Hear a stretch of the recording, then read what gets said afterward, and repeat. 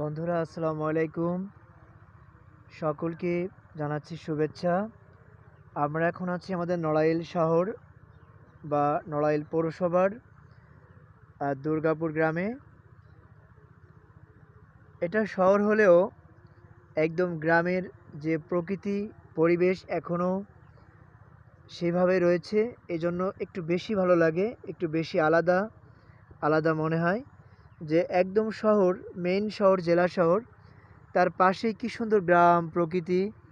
এটা অনেক ভালো লাগে। এই শহরের বিশেষ করে এই মহল্লার মানুষগুলো একদম সুন্দর করে কৃষিকাজ করে।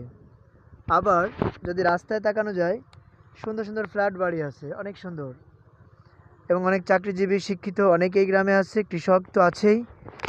তো অনেক ভালো লাগার একটা গ্রাম দুর্গাপুর।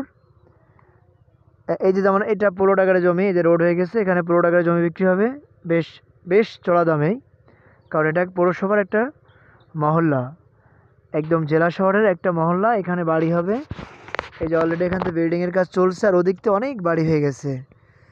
তো এই যে ধান ক্ষেত, সবুজ ধান ক্ষেত, কিছুদিন পরেই বৈশাখ মাস ধান পেকে যাবে, ধান কেটে কৃষকরা ঘরে তুলবে।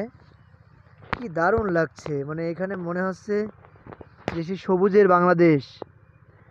মানে এখন মনে হয় যে এই যে সকালে সূর্য উদয়, সন্ধ্যার আগে সূর্য অস্তে যায়, সূর্য ডুবে যাওয়ার যে লাল বৃত্ত, আর এই গ্রামের যে সবুজ প্রকৃতি, এর আদলেই কিন্তু আমাদের এই বাংলাদেশের জাতীয় পতাকা। এই সবুজের বাংলাদেশ বলেই হয়তো বাংলাদেশের পতাকার রঙ এত সবুজ।